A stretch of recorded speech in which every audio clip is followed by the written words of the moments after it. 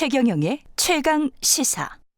네, 추석 특집 최경영의 최강시사 듣고 계십니다. 가족들과 모이면 보통 뭘 하십니까? 예, 가장 마음 편하게 쉽게 즐길 수 있는 영화 한 편. 오늘 추석 특집 최경영의 최강시사 3부, 가족들과 함께 보기 좋은 가족에 대한 이야기, 그리고 생각해 볼 거리가 굉장히 많은 영화 두 편 준비했습니다. 영화 평론가 강유정 강남대 교수 나오셨고요. 안녕하세요. 네, 안녕하세요. 예, 그리고 김경일 아주대학교 심리학과 교수님 나와 계십니다. 안녕하십니까? 안녕하세요. 예, 영화와 심리 뭐 이렇게 오늘 주제가 되겠습니다. 네. 예, 캐릭터 속 배우들의 심리도 있을 것 같고. 뭐 실제로 저희 아주대학교는 영화와 심리라는 과목이 있고요. 있죠. 네네. 제가 예. 가르치진 않지만 아. 네, 이제 그런 과목이 있고 우리나라는 조금 그렇게까지 많이 요청하지는 않은데 외국에서는 심리학자들이 엔딩 크레딧 올라갈 때 심리학자들 이름이 꽤 나와요.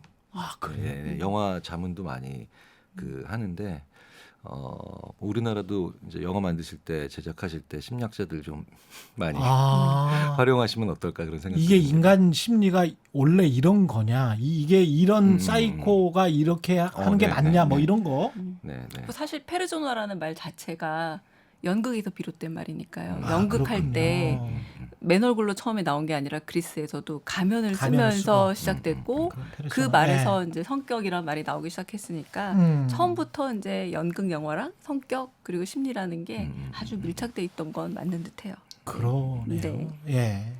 이게 강유정 교수님이 강력 추천하는 첫 번째 영화 네. 미스 리틀 선샤인. 근데 어느새 이 영화 2006년에 나와서 벌써 그렇게 네, 됐구나. 16년이나 됐는데 제가 딱 한마디로 말씀드리자면 예. 저 이 영화 함께 보시면 야 그래도 저 집보다 우리 집이 좀 낫다 이 생각이 드실 겁니다. 아, 그래서 힐링이 가능한 영화. 대부분 이렇게 비교해 보면은 네. 그래도 엄친아처럼 네. 저 집 아들보다 우리 집 아들이 부족하면 속상하고 옆집 남편보다 우리 집 남편이 부족하면 속상한데 요 영화 보면은 처음 딱 한 몇 장면을 보면은 야 그래도 소위 말하는 야 저 집 너무 문제 많아 보이는데 우리 집이 낫다라는 생각 때문에 편안하게 보지만 마지막 장면을 보고 나면 야 그래도 아무리 문제가 많은 가족이지만 가족이 한데 있다라는 게 얼마나 따뜻하고 힘이 되냐. 그리고 가족들이요 가장 많이 싸울 때가 사실은 명절 때 아닙니까? 그렇죠. 안 보던 삼촌, 그렇죠. 안 네. 보던 또 명절 때마다 나타나서 그렇게 효녀가 되는 고모들이라던가 뭐 예. 하루 늦게 와도 되는데 또 일찍 오셔가지고라던가 예. 이런 문제들이 많은데 요 영화 보면은 야 그래도 우리 집은 좀 낫다라는 생각이 들어서 일단 추천을 드립니다. 네. 이 보셨어요, 교수님은? 저는 마치 이 영화를 본 때가 하필이면 제가 이제 그 아주대학교에 이제 부임하던 해죠. 아. 요 왜냐면 여기 아빠가 이제 강의를 하는데 맞아요. 강사요, 강사. 잘 안 풀려서 네, 네, 네. 고생을 많이 하는 그런 장면들이 초반에 나오잖아요. 그렇죠. 제가 이제 그때 비슷한 그 시기여가지고 아, 그러셨어요. 네, 왜냐면 이제 학위를 받고 아. 직장을 잡아야 되는데 그때 되게 막 마음이 좀 불안하고 초조하고 그렇거든요. 제가 이제 어쨌든 가장이란 표현에 제가 딱 들어맞는 사람이니까. 그렇죠. 그래서 영화 초반부에 다른 장면들을 많이 놓쳤어요. 제가 처음 볼 때는. 아. 왜냐하면 이제 저게 혹시 내 얘기로 가면 어떡하지? 이 아빠가 제일 처음에 나오거든요. 그렇죠. 맞아요. 그렇죠. 네. 네. 그래서 그런 면에서 저한테는 이게 아빠 영화였어요. 그랬구나. 네, 아빠 영화였어요. 저는 정말 왜 그 영화에서는 우리 아이가 나오죠. 아이 이름이 뭐였더라? 올리브. 올리브 맞다. 네. 올리브가 사실은 이제 극에서 가장 중심적인 인물인데, 아이, 조그만한 아이. 그렇죠. 예. 네, 미인 대회 나가는. 예. 미인대 네. 나가는 근데 한 7살 정도 되는 그렇죠. 그렇죠. 예. 네. 근데 그 아이 주인공에 대한 기억보다 물론 다 모든 가족들이 다 구성원이지만 저는 아빠의 표정만 계속 봤던 첫 번째 봤을 때는 그랬던 기억이 나고 두 번째 보니까 조금 다른 인물들이 보이더라고요. 교수님 말씀이 맞을 것 같아요. 여기 음. 각각 엄마는 엄마만 보일 것 같고 어, 도색 잡지 보는 할아버지를 보시는 분은 또 할아버지는 할아버지를 보실 것 같고 예. 또 자기가 남학생 하나 나오죠. 남학생 하나 오빠. 나오는데 자기의 어떤 꿈을 갖고 있잖아요. 자기는 그 파일럿이 되겠다라는 꿈을 가진 고등학생 이제 두웨인. 오빠가 네. 나오고 그리고 또 실연의 상처를 입은 삼촌이 나오고 각각 좀 자기가 몰입할 수 있는 가족들이 나오는 게 또 이 영화가 가족 영화로 가진 매력이 아닐까 싶습니다. 네. 그렇습니다. 저도 사실은 생각해 보니 아빠만 보였어요. 네, 네. 음. 예. 그리고 그 아들이 아빠한테 루저라는 말을 했죠. 그렇죠. 가다가. 게다가 아빠가 제일 싫어하는 말이 루저인데. 예. 네. 캘리포니아 가다가 루저라는 네. 말을 했잖아요. 네. 막 울고 음. 올리브가 막 다독여주고 네, 네, 네. 그 장면이 많이 생각이 나는데 그 뭐랄까요 좀 연민이 들더라고요. 저도 같은 아빠로서 예, 좀 불쌍하기도 하고. 그래서 그 또 이 오빠가 음. 파일럿이 되겠다고 막 무건수행까지 하잖아요. 그런데 알고 보니 맞으면 알고 보니 맞아. 너무 황당하게 생명이 없던 거예요. 파일럿이 될 수가 없어. 원래. 그조차도 모르고 자기가 무건수행을 하고 있으니 얼마나 화가 나요. 그래서 막 그때 막 분노를 터트리며 뭐 아빠는 루저고 뭐 다 이 우리 집 너무 그냥 콩가루야 나 다 싫어 막 이럴 때 이제 올리브라는 막내 여동생이 이제 예. 위안을 해주는 장면이 나와서 의외의 장면들에서 아주 소박한 위로들을 해주거든요. 이런 위로들도 재밌고 이 영화 배경이 엘버커키라는 곳에서 그러니까 뉴멕시코의 굉장히 좀 시골 동네 그렇죠. 같은 곳에서 캘리포니아로 가는 1박 2일 차 안에서 벌어져요. 근데 우리도 지금 아마 곧 아니면 지금 차 안에 계신 분들도 계실 텐데 그 가족 여행이라는 게 어쩔 수 없이 좁은 차 안에 긴 시간을 갇혀 있어야 되잖아요. 그러다 보면은 싸움이 있을 수밖에 없습니다. 쓸데없는 대화 할 그렇죠. 수밖에 없고 그러다 보면 너 이번에 중간고사인데 어떻게 뭐 준비 잘 했니? 뭐 대학 입시니 그 과정을 고스란히 보여주는 이런 장면들이 너무 사실은 와닿고요. 그렇죠. 그래서 이 1박 2일을 여행한다라는 것 자체가 우리한테는 조금 낯설어요. 그렇게까지 뭐 길게 여행하는 네. 우리한테는 그렇게 뭐 아무리 뭐 제주도까지 간다고 하면 배 타고 갈지 모르겠지만 근데 그런 것에 좀 낯설음이 있지만 그래서 그런 면에서 결국은 한 차를 타고 간다라는 약간 오래된 비유이긴 한데 가족은 그런 거구나라는 생각이 들고 이 마지막에 무대에 올라가서 막 춤을 추는 가족들이 나올 때는 결국 흥겹게 끝나서 또 따뜻한 영화이기도 합니다. 그 긴 시간 차 안에서 서너 시간이라도 어떻게 아이스 브레이킹을 해야 되고 가족 간의 사실은 대화가 단절된 가족도 많이 있지 않습니까? 그 상황에서 그 먼저 그래도 어른이 어떤 심리를 알고 어루만져 주면서 뭐 다가가야 될 것 같은데 어떻게 해야 될까요? 그런 측면에서 좀 설명을 해주시고 그 루저라고 그 느껴질 때 있잖아요. 가족들이 아들 딸들이 서로 뭐 성적이 안 나와서 또는 아빠가 뭐 승진을 못해서 이럴 때 어떻게 보듬어 안을 수 있는 것들 뭐 이런 방법들은 없을까요? 그 영화 초반부에 예. 저는 계속 아빠가 기억나니까 예. 그 아빠 이제 왜 자살 시도를 해서 병원에 있다가 이제 온 삼촌이 예. 이제 그 비행학교에 가겠다라고 생각을 하는 그 자기 조카죠. 네. 남자 조카 이제 키가 큰 그 드웨인이랑 같이 대화할 때 막 이제 뭐 아빠가 막 계속 약간 좀 그 약간 억압적이라기보단 권위적이고 자기 주장이 강하고 막 이러면서 엄마랑 다투는 장면을 보면서 아빠가 계속 그 어떤 얘기를 하니까 삼촌이 그 조카한테 야 너 어떻게 버티고 사니 막 이런 대사가 있어요. 가르친다라는 게 사실은 부모가 자녀에게 가르쳐 줄 수 있는 것이 의외로 보여줄 수 있는 건 많은데 가르쳐 줄 수 있는 건 의외로 많지 않거든요. 저는 제가 지금도 예. 제 부모님한테 가르침 받았어야 되는데 못 배운 건 삶에 대한 태도나 가치관이나 사실 이런 것보다 손톱 깎는 거, 발톱 깎는 거, 신발끈 묶는 거 사실 이런 거를 더 많이 배웠어야 되고 그냥 그 사람이 사는 걸 보면서 아, 내 부모는 이렇게 사는구나라고 생각을 하는 게 더 좋았죠. 제가 지금도 발톱을 잘 못 깎아요. 그렇습니까? 네, 왜냐하면 이걸 못 배운 거예요. 신발끈을 잘 못 묶어요. 물론 다른 많은 걸 가르쳐 주셨지만 제가 살아가면서 제일 불편한 건 그런 것들이더라고요. 제가 이 말씀을 왜 드리냐면 심리학에 이런 얘기가 있습니다. 아이를 키울 때 제일 중요한 건 아이가 해야 될 고민을 부모가 하는 걸 절대 하지 마라. 그렇구나. 네, 그래서 그 아이를 바보로 키우는 제일 좋은 방법을라고 하면 저희는 뭐 절대적으로 아이가 해야 될 고민을 부모가 하는 건데 그러면 무엇이 아이가 해야 될 고민이고 무엇이 부모가 해야 될 고민이냐가 고민돼야 되잖아요. 그걸 끊임없이 고민하는 게 부모의 가장 중요한 역할이고 기꺼이 매번 고민하는 게 가장 중요한 역할인데 우리는 무엇을 고민할지를 고민하지 않고 그냥 아이의 고민을 내가 해버리잖아요.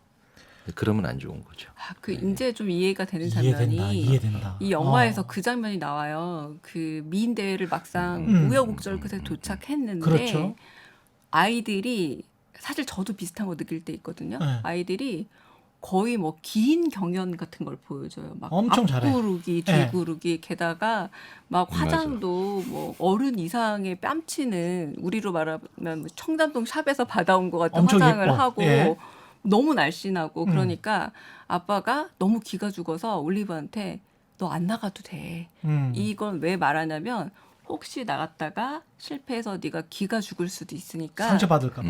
상처받을까 봐 미리 상처받기 전에 안 해도 돼라고 얘기하는데 그러니까 그 마음이 전 또 이해가 가는 거예요. 그러니까 실패를 부모들은 성장하면서 한두 번씩 해봤고 그게 얼마나 회복하기 힘든 걸 알기 때문에 자꾸 자식한테는 실패도 좋은 경험이라는 걸 알면서도 실패를 안 해보게끔 만들려고들 애를 쓰는데 이 부모도 그랬던 게 아닌가. 그런데 올리브는 오히려 당당하게 아니야 뭐 할아버지가 그냥 해보는 것 자체가 중요한 거라고 했어 그렇죠. 라고 하면서 데려나가는 장면을 보여주는데 오히려 부모로서는 그래 실패할 수 있어 한번 해봐 이 말하기 참 어려운 듯해요. 네.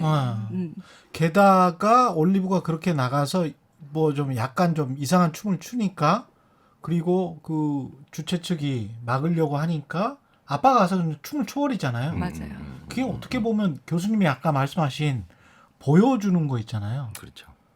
네. 뭘 가르치지는 않았어요. 사실은 뭐 미인 대회에서 뭘 하라고 가르치지는 않았는데 아이 나름의 매력을 뽐내고 그런데 그거 때문에 다른 아이들과 비교 당할까봐 그런 상황에서 아빠도 좀 뭐 부끄러웠을 것 같은데 모든 가족이 한꺼번에 나가서 아이와 비슷한 춤을 막 췄던 것 그게 이제 보여준 거네. 그러니까 여기서 보여준다는 건 쇼를 한다 이런 뜻이 아니잖아요. 그렇죠. 네, 그러니까 너의 행동에 나는 이런 선택을 하는 그러네요. 거다라고 보여주는 거죠. 그러니까 네. 오히려 그 상황에서 아이는 아마 굉장한 그 자기가 독립적인 인격체라는 걸 느꼈을 거예요. 그렇죠. 네, 네, 네. 엄마 아빠가 인정을 해주고. 네, 네. 예. 꽤 많은 경우에 그 아이의 행동을 그러니까 부모의 행동을 아이들이 따라가는 거 이런 거 대부분 모방 기제라고 보통 설명을 하는데 아이의 행동을 부모가 따라할 때 굉장히 아이들이 나를 오히려 부모님이 따라하네. 라고 하면서 그 신선한 충격을 받고 자신감이 없고 그러거든요. 아, 자신감으로 씁니까? 네네. 그래서 아이가 저도 옛날에 기억이 나는 게 아이가 이렇게 뭔가를 오려서 붙이고 이렇게 하는데 제가 옆에서 같이 오려서 붙여봤어요. 근데 별 뜻 없이 했어요. 근데 네. 아이가 그 행동을 지금도 기억하더라고요. 옛날에 자기가 이렇게 붙이고 있는데 아빠도 옆에서 같이 따라서 붙이는 그 행동들을 했던 걸 대학생이 돼서도 기억을 하고 있더라고요. 그래서 그걸 안 버리고 있더라고요.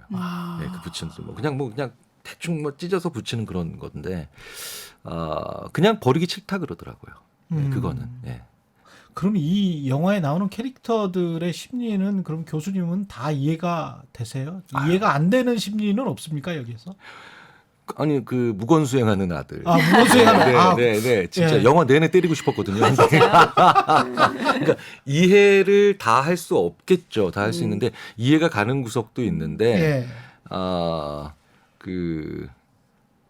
아이 자기의 그 꿈이나 아니면 소망이 잘 해결되지 않았을 때 사실은 우리가 가족에게 그 책임을 돌리는 경우가 되게 많잖아요. 그렇죠. 되게 많은데 제가 아마 제일 보기 싫어하는 모습, 제 안에서 제일 보기 싫어하는 모습을 그 아들이 보였기 때문에 그래서 이해를 안 하려고 최선을 다하지 않았나라는 생각이 들어요. 영화 보는 내내 저거 진짜 한 대 때리고 싶은 것 같아요. 야, 우리가 영화를 보면서 자기 자신도 이렇게 많이 보죠. 보기는. 그럼요. 네. 그 두 번째 영화로 넘어갈 텐데 한국 영화 괴물을 선택해 오셨습니다. 네. 예. 네, 일단은 와, 한강이라는 게 정말 우리나라에서 얼마나 중요한 강인지를 폭우가 내릴 때마다 한강이 통제되거나 하면은 정말 절실히 느끼기도 하지만 제가 그 준비하면서 다시 보니까 하나 정말 눈여겨봤던 게 뭐냐면 와, 한강에 매점이 있었어 다시 느꼈어요. 맞아. 네, 예. 1988년에 생겨서 사실상 2007년에 사라진 그 매점을 다시 보는 게 너무 좀 애틋했고요. 그리고 한편으로 한강의 다리를 이렇게 면밀하게 보여준 영화도 없었잖아요. 그렇죠. 이게 원효대교 밑이 이렇게 예. 생겼고 동작대교 그러네. 아래 교각은 이렇게 생겼다. 그런데 무엇보다도 저는 봉준호 감독은 좀 예지자인 면이 있어요. 이번에 가슴 아픈 반지하 사태도 기생충에서 예지자 면이 있었지만 이 영화 2006년에 나왔는데 그 이후에 벌어진 우리나라의 좀 많은 좀 가슴 아픈 사태들에서 왜 개인에게 일어난 여러 가지 좀 비극적인 일들에 대해서 가족들이 나서서 가족을 구하는 일들이 좀 있었거든요. 그러니까 어떤 그렇죠. 약간의 사태들에 있어서. 음. 근데 이 영화가 좀 그랬죠. 그래서 결국은 아이가 괴물에 의해서 납치를 당했는데 그때 당시 이 영화에서 국가는 통제하고 사람들을 가두는 데가 바쁘고 그렇죠. 결국은 이 통제를 뚫고 송강호 씨가 막 이 집을 그 통제를 뻗어 나와서 삼촌들과 함께 각각 하나씩 무기를 챙겨 들고 그래서 막내딸을 찾으러 가려고 했던 이 투쟁을 보여주고 있는데 마지막에 헛헛하게 우리가 느껴지는 게 거기에 대해서 영화적으로 상상만 한 게 아니라 아, 왜 우리는 약간 결국은 아이를 구해주는 국가적 시스템이 없고 가족이 가족을 구해야 되는가 그때 되게 헛헛하게 봤던 기억이 또 떠올라서 다시 한번 우리가 그냥 괴물이 나오는 와 우리나라 저런 괴물이 영화에서 볼 수 있구나라고 봤지만 오래도록 기억에 남았던 건 결국 가족이 구해야 했던 아이러니 아니었나 싶어서 좀 이번에 골라봤습니다. 김경일 교수님이 이 영화 보셨을 텐데 어떤 각도에서 보셨나요? 그 가족이 사실은 행복하고 기쁘고 즐거운 일을 만들어내는 단위는 아니에요. 사실 심리학적으로는. 아, 그렇습니까? 집에 들어갈 때 신나세요? 아, 뭐 제대로 답을 못 하겠습니다. 그러니까 제가 지금 명절이잖아요. 예, 예. 제가- 신납니다. 집에 들어가면 예. 편안하고 안심되고 졸리는 게 정상이고 예. 제가 이제 농담 반 진담 반으로 이제 강연을 할 때 이렇게 표현합니다. 집에 들어갈 때 그렇게 신나는 거 불륜이라고. 아, 그러니까- 신나지 않습니다. 네. 집에 들어갈 때 신나는 건 놀이동산이고 예. 가족이라고 하는 건 애착을 기반으로 만들어집니다. 물론 남녀가 처음 만날 때는 휘발성 감정이고 흥분성 감정인 애정으로 만나지만 사실은 그 애정이라는 것의 지속 기간이 그렇게 길진 않아요. 아, 근데 그래서 제가 이런 얘기 많이 하거든요. 지금도 10년 차, 20년 차 결혼 넘어가는데 지금도 상대방 배우자를 보면 가슴이 설레고 두근거린다. 그 심장 질환이다. 이제 농담 반 진담 반으로. 그럴 리가 없다. 네, 뭐 네, 이러면서. 예. 근데 그런 거 이제 애정이 좀 사그라드는 거죠. 근데 그 배우자가 갑자기 저도 이제 그런 일이 있었어요. 강남역에 비가 엄청 왔었잖아요. 네. 그때 이제 밖에 있는데 연락이 잘 안 되니까 딸들이 그러더라고요. 엄마가 되게 무서워했다고. 아빠가 연락이 안 되니까. 네. 이제 그런 게 이제 애착이 기반된 행동이에요. 이제 괴물에서도 그런 장면들이 나오는데 애착이라고 하는 건 그 사랑과 같은 애정의 감정이라기보단 그 사람이 사는 세상에 나도 존재해야 되고 내가 존재하는 세상에 이 사람도 존재해야 된다라고 하는 공존의 감정이에요. 굉장히 중요한 인간 대 인간의 그 공존의 감정이거든요. 그러니까 그 공존의 감정은 가장 무언가를 유지하게 만드는 그 핵심이거든요. 그런데 그 그런 게 애착인데 애착이 있으면 그래서 상대방이 없는 세상이 무서워지는 거고 내가 있는 세상에 내가 없는 세상에 상대방이 있을까 봐 또 무서워지는 거거든요. 아, 그런데 이 애착의 기본적인 목적이 휴식, 공감, 위로, 뭐 안녕감, 평화로움 이런 거잖아요. 그러니까 기쁘고 즐겁고 신나는 것과는 조금 거리가 있어요. 그래서 가족 여행이 즐겁기가 어려운 거예요. 신나기가 어려운 거고. 예. 그러니까 그게 그렇게까지 이상한 일은 아니라는 거죠. 그래서 가족들끼리 왜 신나지 않아? 왜 우리는 즐겁지 않아? 라고 너무 자괴감 가지실 필요는 없다는 거예요. 하지만 공존의 법칙이 깨질 수 있는 그런 상황이 되면 가족은 굉장히 강한 힘을 발휘할 수 있죠. 마지막 기댈 곳. 교수님 그렇죠. 말씀이 맞는 게 이 영화 보면 처음에 송강호 강도 캐릭터가 맨날 아무 데서나 자는 캐릭터로 나오거든요. 그렇죠, 그렇죠. 근데 마지막에 그 딸 현서가 잘못되고는 늘 깨 있는 존재로 나와요. 딱 각성이 돼버리는 그러니까 존재로 나오고 또 여기서 한국적 특징 중 하나가 장례식장에서 막 뒹굴었던 거 기억나세요? 그렇죠, 막 그렇죠. 우느라고 바닥을 막 뒹구는 장면 그리고 박해일 삼촌이어서 넌 애도 못 지키냐 이러고 막 발차기 하고 이런 장면도 나와서 그런 부분도 되게 한국적이었던 장면으로 기억나고 하나만 좀 말씀을 꼭 드리고 싶은 게 이 그 봉준호 감독이 무슨 말을 했냐면 이 집에 엄마가 없거든요. 엄마가 있었으면 사태가 좀 달랐을 거다. 한국은 엄마가 집을 통제하는 컨트롤 그렇죠. 타워이기 때문에 예. 훨씬 더 좀 더 주도 면밀하게 진행이 됐을 텐데 말 들어야죠. 일부러 예. 엄마가 없는 집으로 그래서 만들어놨다라고 하는 것도 한국의 가정의 특징을 잘 보여주는 그런 면이 아닐까 싶기도 합니다. 네. 그 가정에서 심리적으로 안정이 되려면 엄마 말을 들어야 됩니까? 아빠 말을 들어야 됩니까? 지금 봉준호 감독 그렇게 말씀하셨어요. 네. 이제 예. 그게 꼭 여성 엄마, 남성 예. 아빠라고 꼭 갈 필요는 없겠지만 네. 심리학에서는 일어나면 안 되는 일을 잘 막아주는 사람이 필요하고 예. 있으면 좋은 일을 가끔씩 만들어내는 사람이 필요한데 가정에서는 아무래도 엄마의 역할들이 대부분 일어나면 안 되는 일을 잘 막아내는 그렇죠. 그렇죠. 그런 역할들을 많이 하시죠. 그래서 왜 그 엄마를 잃은 아이들은 굉장히 불안해합니다. 왜냐하면 일어나면 안 되는 일이 이제 일어날 거라고 생각하는 거죠. 근데 아빠를 잃은 아이들의 감정을 평균적으로 보면 조금 더 슬픔 쪽으로 많이 가 있어요. 이제 좋은 일이 없겠구나라고 생각을 하는. 그런데 이 얘기는 뭐냐면 기본적으로 우리가 가정에서 두 역할을 누군가는 달리 가져야 된다는 거예요. 예. 그러니까 일어나면 안 되는 일을 일어나면 안 되는 일을 잘 막아내는 분이 있다면 가끔씩 좋은 일이나 아니면 좀 의외의 색다른 일을 하자고 한 번씩 해주는 그런 사람이 있어야 되는데 이게 부모가 동시에 두 역할을 해버리면 이제 자녀들이 숨을 못 쉬어요. 그래서 왜 이런 얘기가 있거든요. 역할 분담해야 되네. 그렇죠. 엄마의 잔소리는 잘 견디는데 왜 아빠의 잔소리를 못 견디느냐 봤더니 아빠는 오히려 집에 들어오면 일어나면 안 되는 일이 잘 일어나거든요.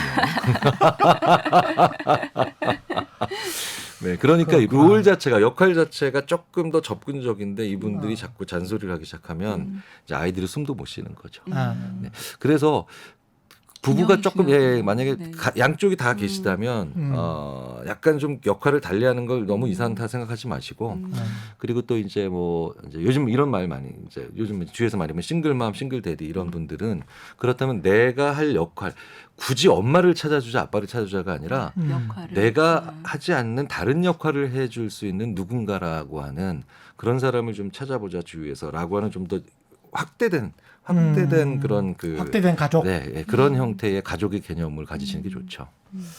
마지막으로 시간이 뭐 한 1분밖에 안 남았는데 강윤정 교수님이 추석 극장가 찾는 분들도 꽤 있을 것 같은데 추천 개봉작 말씀해 주시고 끝내겠습니다.